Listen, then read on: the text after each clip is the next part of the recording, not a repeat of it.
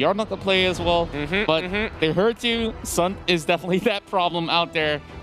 You don't want to see any sort of monkey business in the Lancers.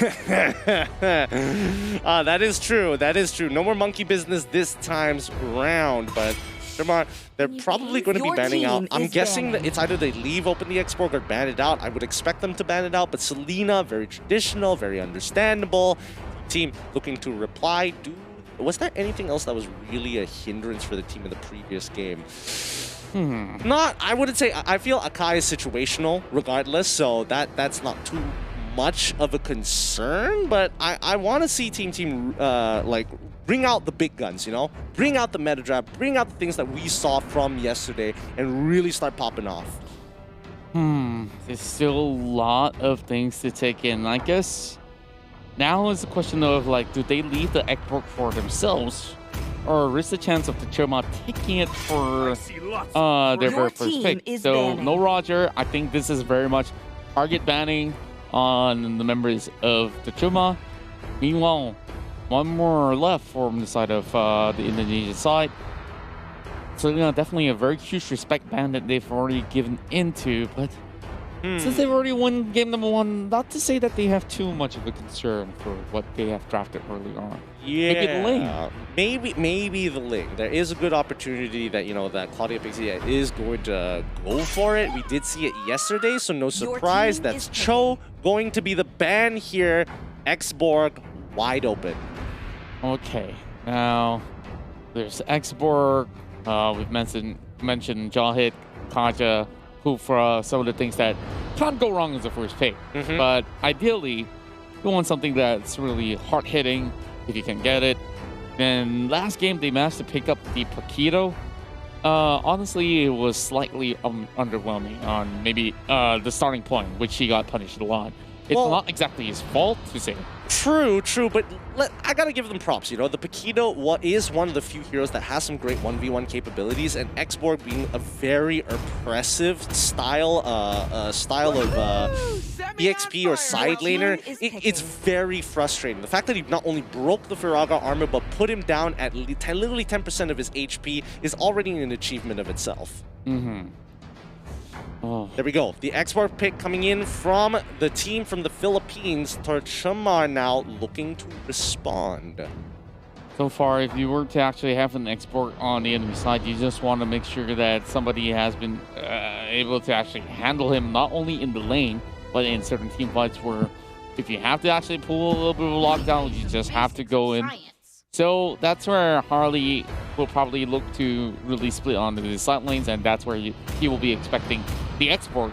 So if the Harley does get way too ahead, then Xborg can be absolutely nullified, or even better yet, brick wall it with the Alice, comes in with a butt-o, and you could definitely go toe-to-toe against each other. It's a really smart idea, because having mages on your side, especially those that have mobility, you have ways to get away from the last insanity, you have the ways to get away from the fire stokes, and more importantly, you have access to an item that's beneficial, which is going to be the Winter Truncheon that both Harley as well as Alice can take advantage of. Now, okay, they lock in the Ling again this time around. Do they want to look for a support, maybe even a mage that can look to try and lock down Kaja, Eudora, a lot of good options on the table. Lots of choices. Farsa is good. Farsa is not bad as well. Farsa seems to be a very legit option, but Lunox will be the pick of choice. Okay. I mean, Lunox doesn't have the range of a Feather Airstrike, but at the end of the day, she is like a guarantee for the later stages of the game. Indeed. Scales well. Yeah, and overall, this is a very solid skilling composition, but back to the question, is early game going to be a huge problem for them? Because we saw Tercemar really go amping up the ratio. But now that they have, you know, Alice, it also means that she'll take her sweet time. She needs items up before, you know, doing anything, especially the Clock of Destiny or buying a little bit more time. Harley, though, that's the major threat here that we're going to be looking at. I feel like they're debating on whether or not they should get a Kaja of some sort. Because again, you've got two major targets that you can easily take out. Oh no, they're going to go with the Akai once more, having more disruption rather than hard lockdown to combo with the Harley. All right, definitely understandable here. Let's see what the second phase of bans is going to start looking like. We're going to be starting off with the bans. So if we look into the support department or somebody who's tanky enough, I guess export can need a little bit of help. Your team is but banning. I'm actually legitimately surprised Vendetta got all the way through and we didn't spot her out. I mean, there are other priority picks on the table for these creators. So it's like, to me, I'm like, okay, sure, you let the Benedetta go, you let the Benedetta through. She's not like an X-Borg where you could really start crushing games. Benedetta is just the Swiss Army knife, fits into every composition, does her job splendidly. So Your team Oh, is they banned out Kacha! yeah, oh, great move though. Like, this is one of the things that can disrupt it. But then again, if they were to go in for the Kaja, like, you kind of have this overload of magical damage going on for the side of the Chima as well. True. So it's not really the best effective item builds that you're going to be looking at that probably will affect the tempo of play. So Anapolos, he's got a few things that he can possibly do. Now, you got an Akai with the Hurricane Dance. You got Hardleak that can actually assassinate. Maybe add another AoE. That doesn't seem too bad of an idea. Yeah, Claude doesn't seem too bad, but the real question is whether or not... Ooh, Saber once more, probably going into the side lane like your Sabers traditionally do, especially when Bolos is the one going to be playing it.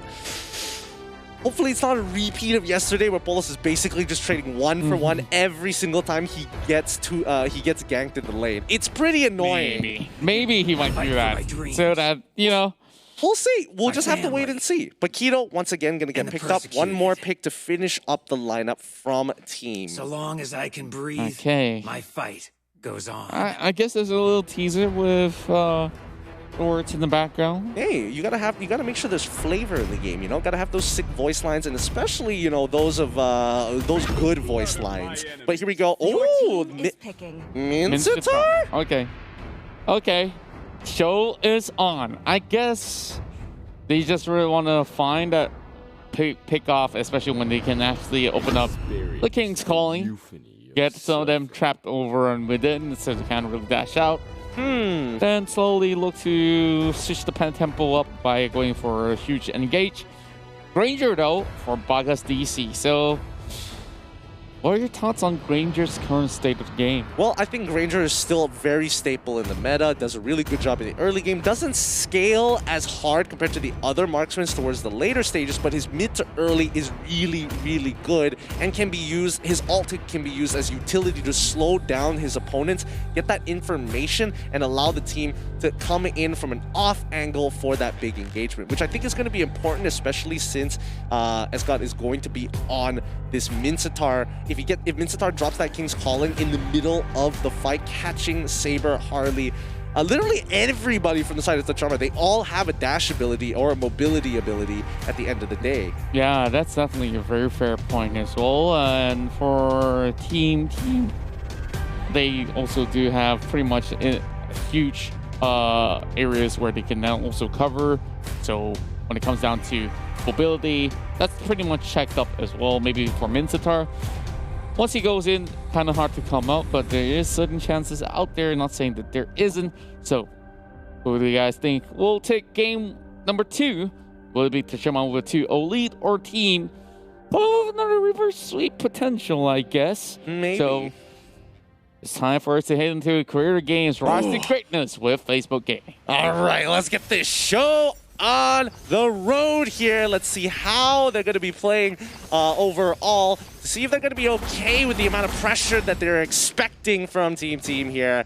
But the Tercemar, they're going to be looking for the big plays. They're going to be looking for opportunities to pick them off. Team, unfortunately, will have to wait till level 4, and that's going to be the Mincetar. He's got no way to escape, forcing out that flicker here with the help and priority of this Alice from the top side. Not too shabby after all. At least they make it out safely. So Aaron and L will have the wave shot on top of him, but Papa though. Okay. Getting a good chunk of health off of Aaron. Really good 1,000-pounder there. Really good 1,000-pounder. I didn't expect Aaron to take that much damage and more importantly get chunked out that much. However, there is the help of Tambay, who's just behind him as well, continuing to rotate across the map to make things work. Yeah, and Papa now heading towards the bottom side. I think he definitely is suspecting that majority of the members of team will be heading downwards for this river crab. But that's where Anabai is just for some big bait, but it's H2O there that gets the kill. Oh! And this no connection though. Oh, wow. That was a huge hook. That was a huge hook from Escott there. And even, you know, you see Claudia come in. There's nothing much that she can do despite using her ultimate as well to try and disengage the rest of the team, but none really connecting there. Wow. Wow, what a great hook that was. Hopefully that goes into the highlight reels right after this. Yeah, so, hopefully it does. Now, turtle number 1 for game 2. Turtle going to be trying to take away, but Deadly Magic on top of Escott so far. The Brilliance already popped. Harley getting the Mincetar, no big deal, but Aaron, he's in trouble. Flickers on out of there as H2O. He needs this purple buff. Anabai looking to respond here to say hello, but it's already done. He's going to be able to use the hat trick to get on out of there. Anapapa is going to be traded off. However, Rena J trying to go in from the flank ends up losing his own life in the process instead. Yeah, it's too far for any of the members of the likes of Team to even follow up. Now they really have to respond to the Drake as well. Well, the turtle. And here comes Escott going in. And that's the turtle, as well as the kill being secured by the side of team. Meanwhile, Escott slowly escorting the rest of them, coming back. And so I guess team recuperates very, very strongly. Yeah, see, that's the thing. They need to learn the habits and kind of play styles of the Tercemar first before they could start looking for the opportunities to kind of go over their heads in these cases. But let's see how this is going to play out, because again, Paquito is dominating this bottom side of the map, and we haven't seen Tercemar really go for anything just yet. Like you can see, Akai, he rotates down and towards that riverside, sees Esgut, and then it's like, they know now, so we got to play this a little bit slower. Deadly Magic already being used, but the Brilliance is able to dodge the second proc of the Deadly Magic. That's really important why they actually go in for this last pick, so that there is that safety net. But speaking of safety net, Aaron now getting in trouble. He does pick up that rune, but that's not going to be helping him out. Order of Brilliance have already been popped, so Tercemar finds another one in the back. Good going for them, and they also counted the timing of the flicker as well. And here comes another invade. Looks like they back away straight off. They know they don't have mid priority. The side lanes are coming in. They can't afford to lose that EXP. Saber isn't there as well. However, this mid lane continues to be frustrating as Renajay wants to be aggressive. Oh, Anapolos, he wants to find a target here. He's already chunked down onto Escott. Is the triple sweep coming out? Are we expecting to see the big play? No, they back off, but here comes the big side. Oh, he's clipped at the edge of the wall. The King's calling, it comes down. Can he actually go for the triple sweep? Yes, he does. Instantly popping him. 4 ultimates for 2 kills. Worth it. Oh boy, H2O. I don't know what to say. He possibly had some little bit of a gap there to actually make it out. But you really got to give the credit all to Papa. Yep. Like, it's not easy to catch any sort of link, and that's the start. It's one way of calling it. His reaction time, you gotta give it to him. He is fast. Like, he does not miss a beat in those situations. Escott trying to get in on, trying to reset the turtle. It works out. That's so unlucky for Tercemar right now. But as you can see, they want to go for the fully on engagement. Anapolos looking for Rena J, who gets hit by then Escott. Unfortunately, must be sacrificed to Tercemar at this point of time. Hurricane Dance, a little too good. Anapapa does not, as I say again, miss a beat. Not at all. So far, all looking all too good. 6-4, only slight differences in goal.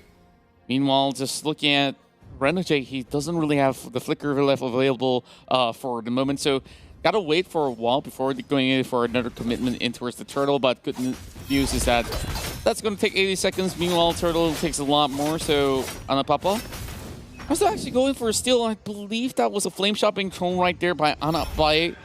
And he won't be able to actually snatch it away, but very valiant attempt nonetheless. Now, Saber though. Okay, the Saber has yet to get too much out of all these team fights, but if he were to go for anyone, it's probably the lane, but it's not so clear-cut. Yeah, I don't think it's so clear-cut as well. I think, you know, taking out Aaron or H2O would be great regardless. Those are his main two primary targets, but you can see that now both teams are showing each other respect. They're like, at any point in time, we could lose this if we give them the lead. H2O now gets onto it's Anak Gol, who's winning the fight regardless. H2O not even having to use his ultimate there, but Anabai rotates just behind him. He's got no hat trick this time round. He's going to be stuck as God. Going to be there as a predeterminer, but Anapapa getting two against the wall. What a combo! King's Calling is going to be pulled down, but the Flamestokes are going to help with the brilliance to finish them off. This is what we were talking about. One mistake is all it takes to turn the tables around. Team, bring it back with a score of 8-7 from Tercemar. You know, this feels like the grand finals already, my friend. It sure does. And that's a little bit of flex. Renegade just flashing that, you know, guys, we're part of EVOS already. You haven't heard this about yet. Renegade's going to be getting a lot more action in the MPL-Philippines. Oh, and I can't wait to see that happen, but for now, let us see how this is going to conclude. Calamity Reaper on Anabai, very big item here. Endless Battle onto Anabolos as well, or it could be the War Axe. I didn't see that very clearly, but here we go. Escott again hit by the triple sweep. And a KO punch coming in from Renegade, but before the combo goes on long, Anapapa gets in the way with his ultimate. That's going to push the entirety of Team away unless Ling tries to go for another steal. Nope, a little too late. Tercemar quick on the button. Yeah, and there's just no way that the team could possibly snatch this one off. Blue team turret has Meanwhile, been destroyed. Anapapa still hoping for a little bit of a roam coming in from the Lunox. This might just be a very sick dive if they could actually pull this one off. Still has the Order of Brilliance available, so Anagao now tries to pop the blood. Oh, now getting chased upon. How much time can be bought here? Tempest drops are in, catches nothing instead. Anagao makes it out alive. Oh my goodness, they wasted two ultimates there to try and maybe catch this Alice, but it has not been working out for so long. They need to come up with a new plan. They need some fresh ideas, because right now they are not getting outclassed, but the macro play and decision-making triple sweep coming out on towards Renegade, instantly putting him down into the dirt with the help of backup, who probably wasn't necessarily needed there, but it's good to have the security. Yeah, and right now we do see more of the defensive builds are being brought right forward as well. Oh, here comes the big flank! And H2O finally gets this one in the back. Now with the Tempest as well. Claudia's getting a 1 versus 1. Getting juked instead. Here comes the flame dot landing, but he still stands tall. Oh no, H2O, he's got to get out of that. Anabai, he's trying to take him out. No, he gets pulled back just in time. He wasn't able to pick up H2O. His 5-2-2 score, way too juicy to give up here. The shutdown gold will be immense, but Gall, he did this yesterday. He manages to proxy the waves. If you're not going to come and fight me, that's totally fine. I'll just farm your waves directly from the base. And it's so hard to actually answer that. You don't really want to go ahead and collapse upon it at least so many times. And speaking of collapse, here comes the blood oath on top. And the rest of the members of team, they're getting flushed out by the Hurricane Dance. Now trying to recuperate his own. Renegade going for the dive, looking for the kill. Instead, he gets stayed up by the Poquito. Here comes Last Society looking for Papa as well. The flicker comes right in. Polo's now looking for the hunt. Paraibo now running for his life. And team, they finally get members all being shut off by Tercemar. It's going to be 4 members sustaining it all from the Indian side. Meanwhile, team only has 2 more left. Holy! I mean, this game cannot get any better than this. Oh no, Anabai, is he actually going to win this? He's going for the full-on 1v1. Flame shot for the win. Anabai wins out his 1v1 against H2O. No retribution. Unfortunate for him, but Flame shot gets him the damage he needs. Are you kidding me? Anabai! He's too good. That is too good. It's literally in his name. Anabai, the best son. Best son. Truly, best boy. Best boy. Best boy for sure. Oh, wait, no. Are they setting up this play? Oh, they hit into the brush the entire time. They have no idea. No! It gets caught up in in rotation here. What a big brain play from the Tercemar. So big brain, taking advantage of their priority to get deep into the jungle. But now, Team, they have to turn this route. Paquito going straight into KO punches is not enough. Anapapa going to lock in S-God. No Kings calling for you, boy. The Tercemar dominate this side of the map. And Anago with the flank to tell him, no, not even the jungle is yours. Anabai, he's still going in, though. Deadly Magic on top of Aaron. If he keeps getting those autos. Great brilliance. Good timing on the brilliance. But the Lord has been slain. And now Team is in a dire situation. It's do or die from here on out. Well, it looks like you might just be fish in the barrels right now. Yeah. Like, after all these massive plays that they tried to pull out, but Team, they get outplayed. Like, I think face checking is one thing. I mean, that's not even, to be fair. The 1 versus 1s were something else. Yeah, I would say the 1 versus 1s definitely showed a lot more skill compared to the big brain down by bottom side. And but I do appreciate both, you know, the micros and the macros. The question is whether Team can actually hold out long enough here. And in terms of scaling, I would make a huge argument that right now the Tercemar, they scale way better. And here comes the King's Call in. Escott trying his best to find a hook, but the Deadly Magic's already on top of him. He should be okay. He's been building tank this whole game. Last Insanity hasn't been used just yet. They lose an inhibitor, but that's okay with the Tercemar. They just want to threaten the Crystal on Team. And there's also minions coming in towards the lower portion of the map as well. Rumbles will be able to make the cut. The Tercemar now doesn't really have too much pressure, and speaking of pressure here, Renegade goes in for a dive, and there goes. Instantly being popped. What else can you say about that? Triple sweep coming in, having the hurricane dance on top of it as well. Like there was no way he was getting out of that. No real world would allow him to live there. Agreed.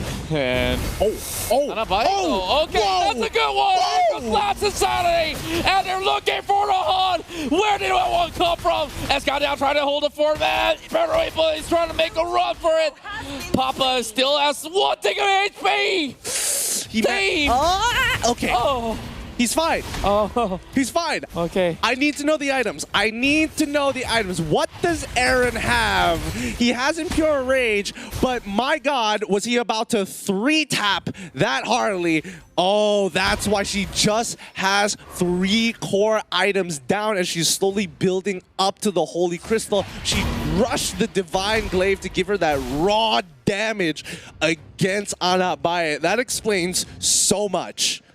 Oh, that's one hard-hitting Lunox, I'll tell you that. Copy the build right now. This is what you need to do from time to time. Yeah. So, oh my goodness. Bagas DC, Claudia, she's going to be on her way. She already has the Malefic Roar as well, so this could be a pretty good situation for the Tercemar here. But let's look at the 1v1 back up top. Anabaye up against the man in the myth, the legend, H2O. He dies off anyway. The mechanics, Anabaye defeats H2O in that 1v1 again. And unfortunately, Flame Shot makes a significant difference when it comes to the micro mechanics, prevents him from getting that dash in. And now Anapapa does decide to try and get into that backline, but Anapolos has taken way too much damage from that triple sweep. The King's Calling is stopping him from going any forward. Finally, Anapapa goes in for that ultimate as well. They managed to pull through. Call in the front. That's it. That's game. There's nothing more to say. Tercemar with a clean 2-0. Say what? The Tercemar here is here to stay. And they have wreaked havoc, and they've managed to also beat down one of the hot favorites out here in the Facebook gaming creators games. And wow, I'm left baffled here because Claudia Pixie and Co. They play some of the best Mobile Legends I've seen in a while. Yeah, that was ridiculous. That was truly crazy. Brandon